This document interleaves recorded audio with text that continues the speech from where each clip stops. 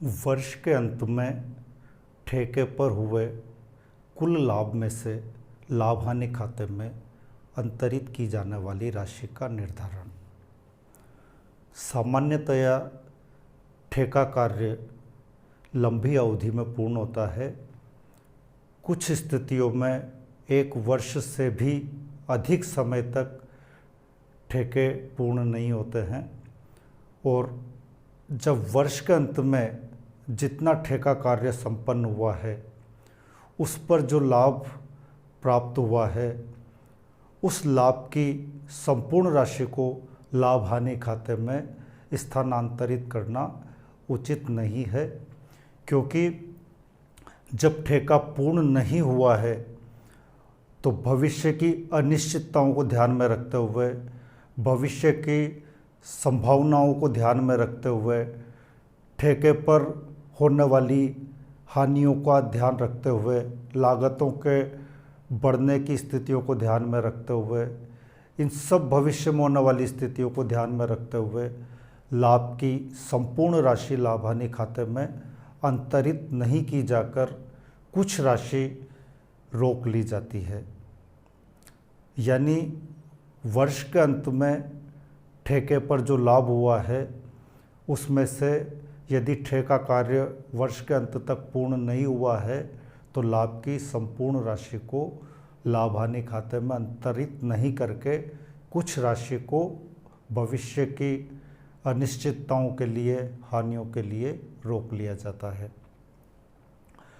यहाँ पर कितनी राशि लाभ हानि खाते में अंतरित की जाए, इसके संबंध में लेखा मानक 7 के नियम तथा ठेकेदार व ठेकेदाता के मध्य हुए अनुबंध की शर्तें महत्वपूर्ण है।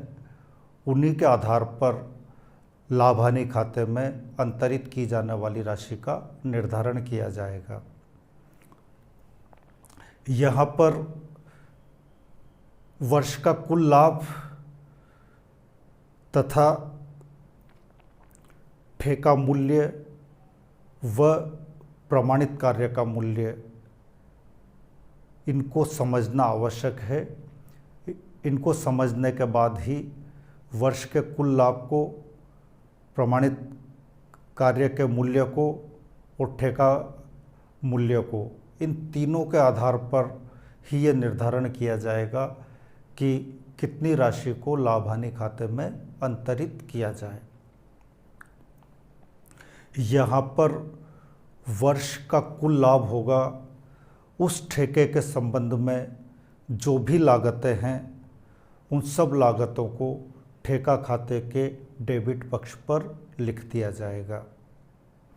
ठेके से संबंधित जो लागतें होती है उनमें ठेके को स्टोर से भेजी गई सामग्री, ठेके पर बाजार से क्रय करके लाई गई सामग्री, दूसरे ठेकों से ठेके पर स्थानांतरित सामग्री, ठेके पर प्रत्यक्ष रूप से लगा हुआ श्रम, ठेके पर प्रत्यक्ष व्यय, ठेके पर ऊपरी व्यय और वर्ष के अंत में ठेके पर बकाया प्रत्यक्ष व्यय तथा ऊपरी व्यय। ये सब सामान्यतया एक ठेके के संबंध में लगने वाली लागतें होती है।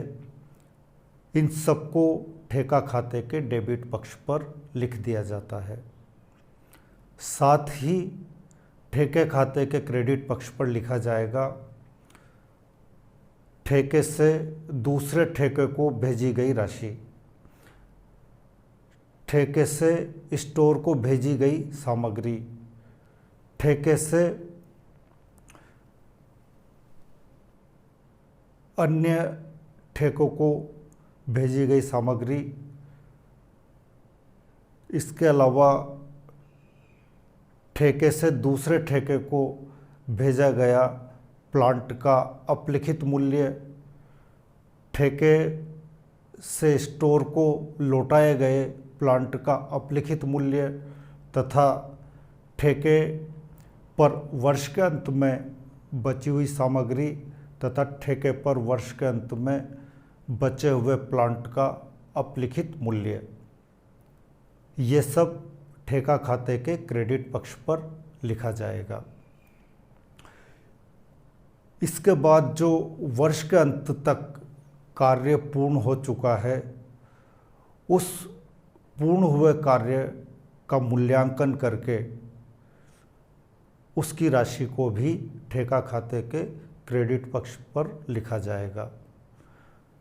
जो ठेका कार्य पूर्ण हुआ है उसको, चूंकि ये पूरा कार्य संपन्न नहीं हुआ है, अतः ये कहलाता है अर्धनिर्मित कार्य। इस अर्धनिर्मित कार्य का मूल्य जो ठेका खाते के क्रेडिट पक्ष पर लिखा जाएगा वो होगा प्रमाणित कार्य का मूल्य प्लस अप्रमाणित कार्य की लागत माइनस वर्ष के अंत में कुल लाभ में से रोकी गई राशि। इन तीनों का, यानी प्रमाणित कार्य का मूल्य प्लस अप्रमाणित कार्य की लागत, इन दोनों के जोड़ में से कुल लाभ में से भविष्य की अनिश्चितताओं के लिए रोकी गई संचय की राशि को घटाने के बाद जो आएगा उसको अर्धनिर्मित कार्य का मूल्य कहा जाएगा और इसे ठेका खाते के क्रेडिट पक्ष में लिखा जाएगा। ठेका खाते के क्रेडिट पक्ष में इन सबको लिखने के बाद क्रेडिट पक्ष के योग में से डेबिट पक्ष के योग को घटाने पर यदि अंतर क्रेडिट पक्ष का अधिक है तो यह कहलाएगा उस ठेके पर कुल शुद्ध लाभ, तथा ठेके खाते के डेबिट पक्ष का योग यदि क्रेडिट पक्ष के योग से अधिक है तो ये कहलाएगी उस ठेके पर कुल हानि। कुल लाभ में से यदि लाभ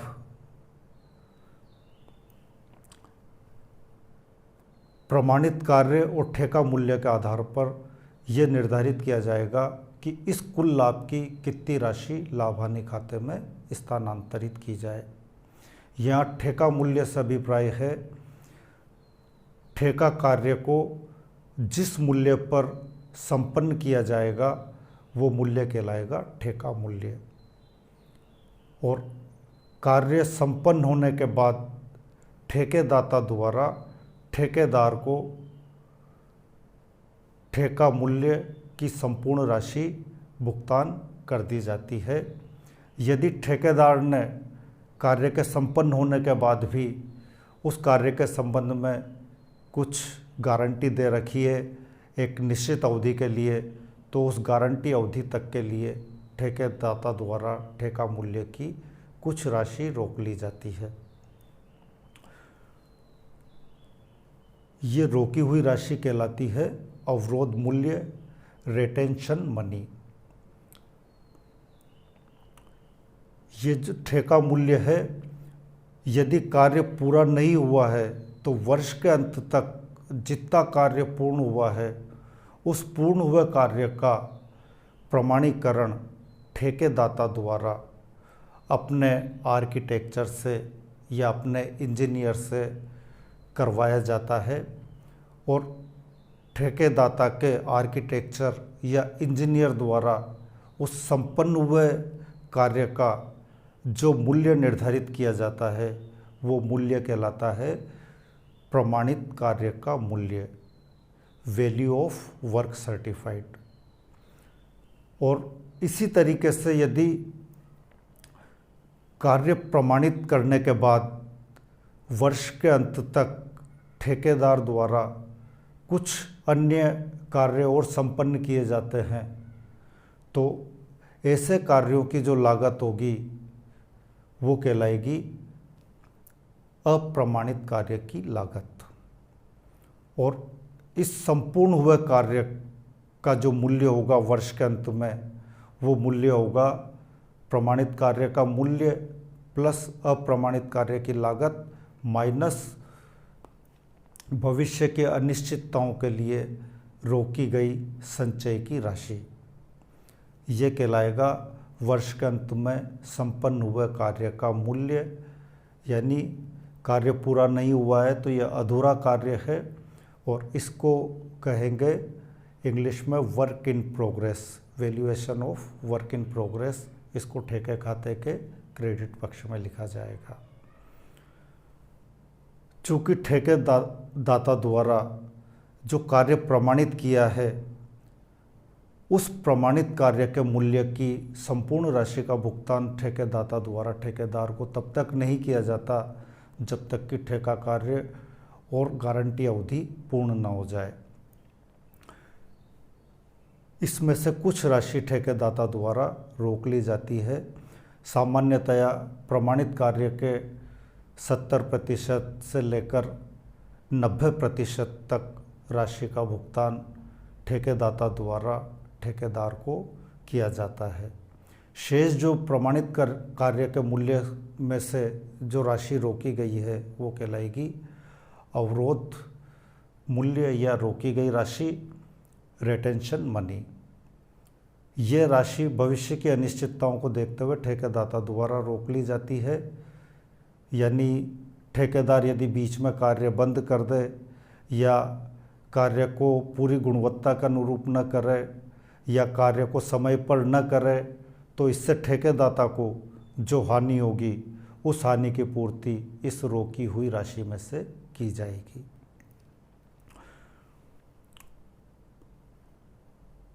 अब ये जो वर्ष के अंत में कुल लाभ हुआ है यानी ठेका खाते के क्रेडिट पक्ष का योग माइनस ठेका खाते के डेबिट पक्ष का योग बराबर वर्ष का कुल लाभ।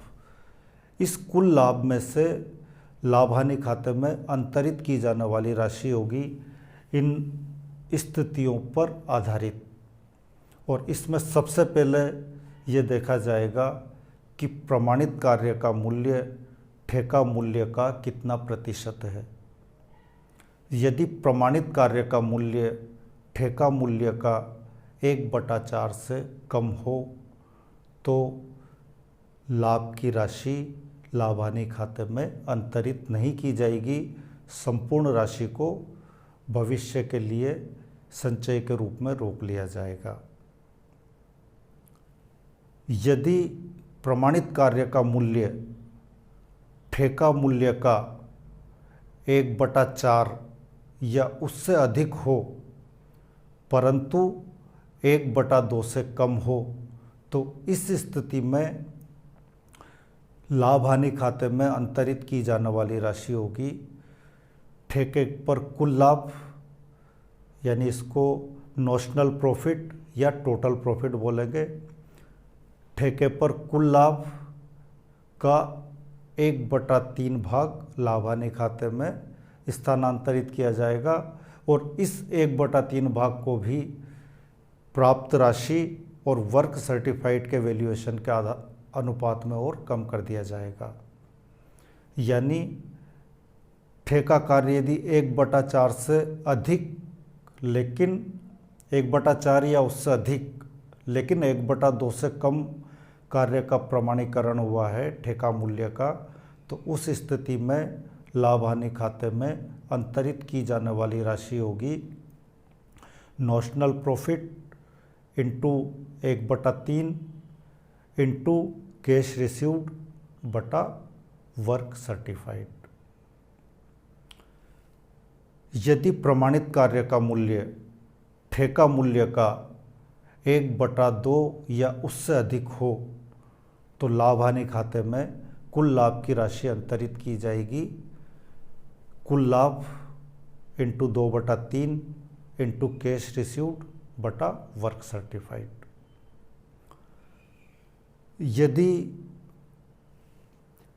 ठेके लगभग पूर्ण होने की स्थिति में हो और उन पर जो वास्तविक व्यय हो चुके हैं तथा जो व्यय होने शेष हैं उनका स्पष्ट अनुमान लगाया जा सकता हो तो ऐसे ठेकों के संबंध में जो लगभग पूर्ण होने की स्थिति में आ चुके हैं कुल अनुमानित लागत ज्ञात कर ली जाएगी और इस कुल अनुमानित लागत को ठेका मूल्य में से घटाकर कुल अनुमानित लाभ ज्ञात कर लिया जाएगा।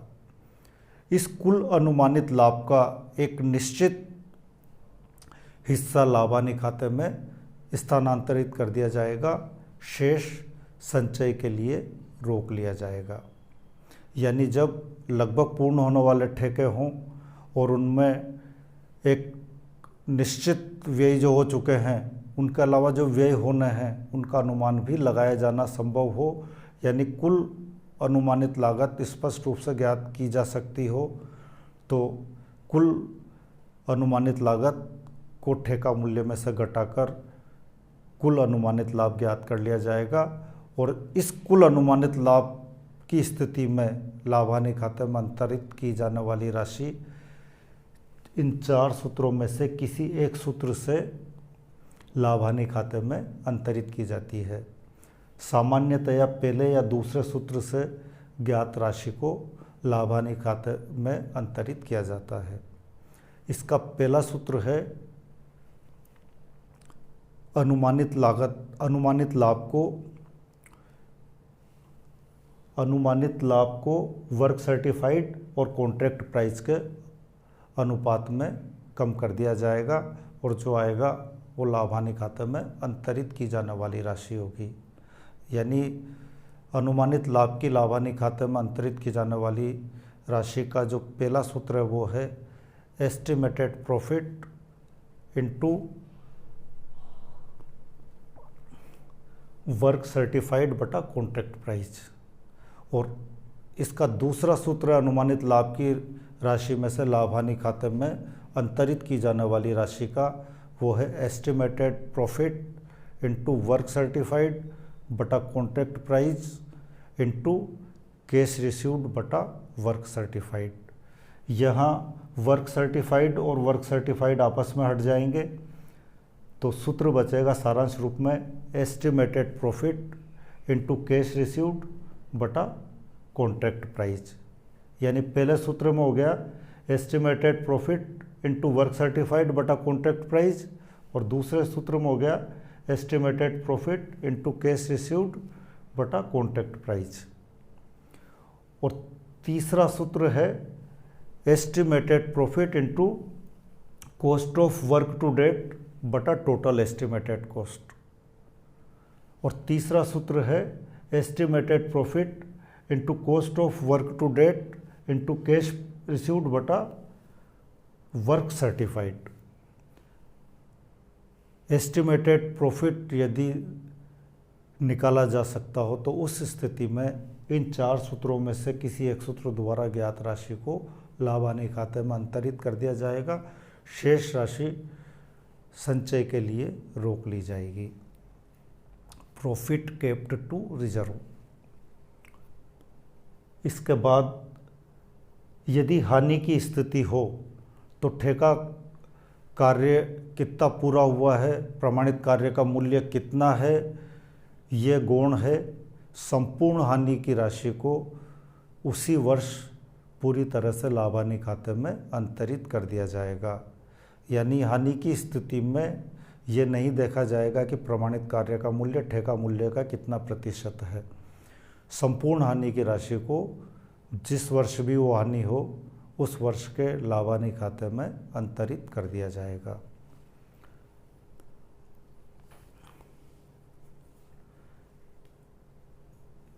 यदि प्रश्न में स्पष्ट सूचना दे रखी हो कि लाभ की राशि इस अनुपात में लाभ हानि खाते में अंतरित की जानी है, तो फिर उस स्थिति में प्रश्न में दी गई सूचना के अनुरूप ही लाभ हानि खाते में अंतरित की जाने वाली राशि का निर्धारण किया जाएगा।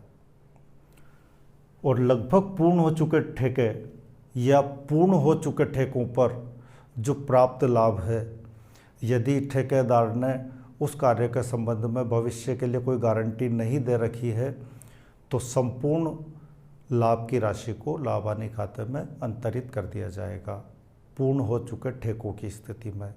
लेकिन पूर्ण हो चुके ठेकों की स्थिति में भी यदि ठेकेदार द्वारा ठेकेदाता को कोई गारंटी दी गई है भविष्य के लिए, तो वो गारंटी अवधि समाप्त होने तक कुछ राशि संचय के लिए रोक के रखी जाएगी, तथा जब गारंटी अवधि समाप्त होने के बाद संपूर्ण लाभ की राशि को लाभ हानि खाते में अंतरित कर दिया जाएगा। यानी लाभ के संबंध में कुल लाभ में से कितनी राशि लाभ हानि खाते में स्थानांतरित की जाए तथा कितनी राशि भविष्य में संचय के लिए रोकी जाए, इसका निर्धारण इन 7 स्थितियों में किया जाएगा। और इसमें जो आधार होगा, प्रमाणित कार्य का मूल्य ठेका मूल्य का कितना पूर्ण हो चुका है। इसमें स्थितियां है, प्रमाणित कार्य का मूल्य 1/4 से कम हो तो कोई राशि लाभ हानि खाते में अंतरित नहीं की जाएगी।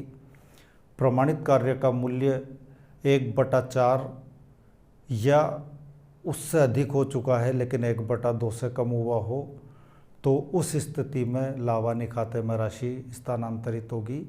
Notional profit into 1/3 into cash received बटा वर्क सर्टिफाइड। और यदि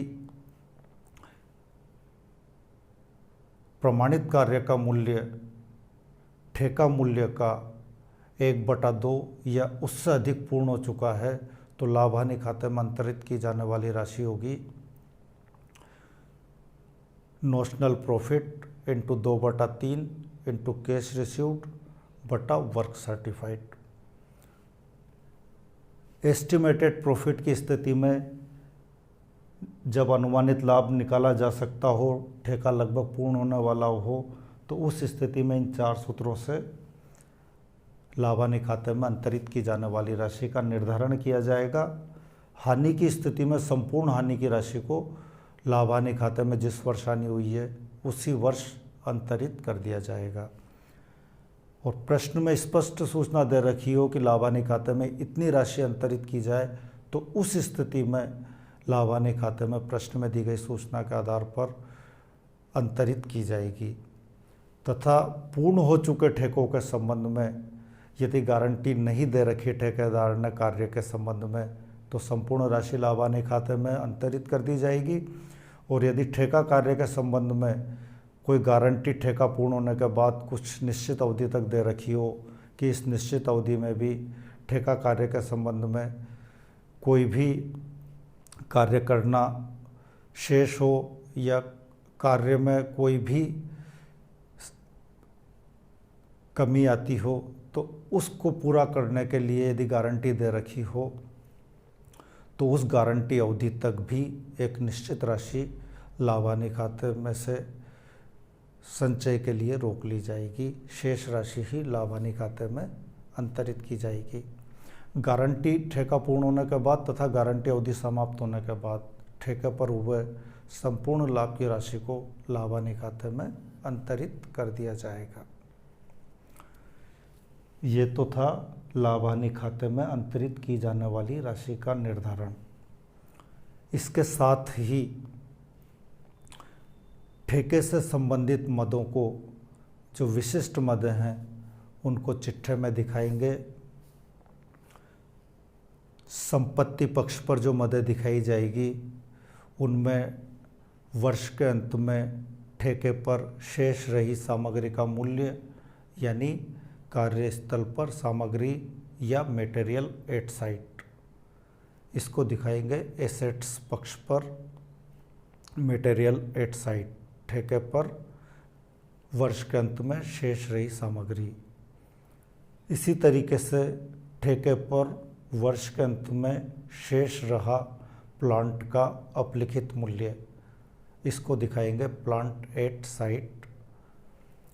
इसके बाद प्रमाणित कार्य का मूल्य प्लस अप्रमाणित कार्य की लागत माइनस भविष्य के लिए रोकी गई संचय की राशि माइनस ठेकेदाता द्वारा भुगतान की गई राशि, इसको दिखाएंगे एसेट्स पक्ष पर।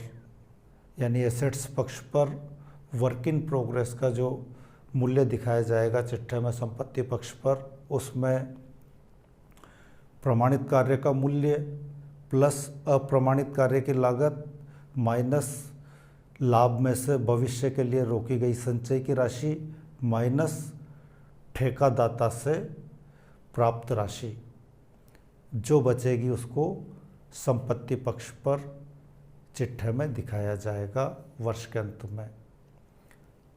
एक से अधिक ठेके भी यदि ठेकेदार के चल रहे हों तो उस स्थिति में सभी ठेकों के लिए एक ही चिट्ठा बनाया जाएगा और एक से अधिक ठेकों की स्थिति में ठेकेदार द्वारा या तो प्रत्येक ठेके के लिए अलग अलग ठेका खाता बनाया जाएगा या एक ही ठेका खाते में अमाउंट के उतने कॉलम बना दिए जाएंगे जितने ठेके वर्ष में ठेकेदार द्वारा संपन्न किए जा रहे हों। अगर 4 ठेके किसी ठेकेदार द्वारा संपन्न किए जा रहे हैं तो अमाउंट के कॉलम एक ही ठेके खाते में 4 बनाए जा सकते हैं या चारों ठेकों के अलग अलग 4 ठेके खाते बनाए जा सकते हैं। लेकिन चारों ठेकों से संबंधित मदों को ठेकेदाता के एक ही चिट्ठे में दिखाना होगा। चिट्ठा एक ही बनेगा और ठेका खाता एक भी बनाया जा सकता है, केवल अमाउंट के कॉलम्स की संख्या बढ़ा दी जाएगी या जितने ठेके चल रहे हैं उतने ठेके खाते अलग अलग बनाए जा सकते हैं।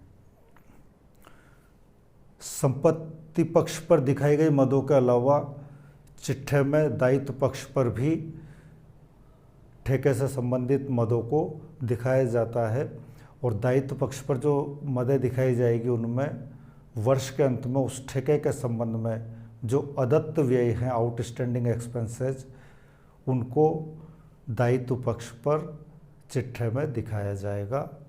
जो भी उस ठेके के संबंध में वर्ष के अंत में बकाया व्यय है, आउटस्टैंडिंग एक्सपेंसेस है, उन्हें चिट्ठे में दायित्व पक्ष पर दिखाया जाएगा।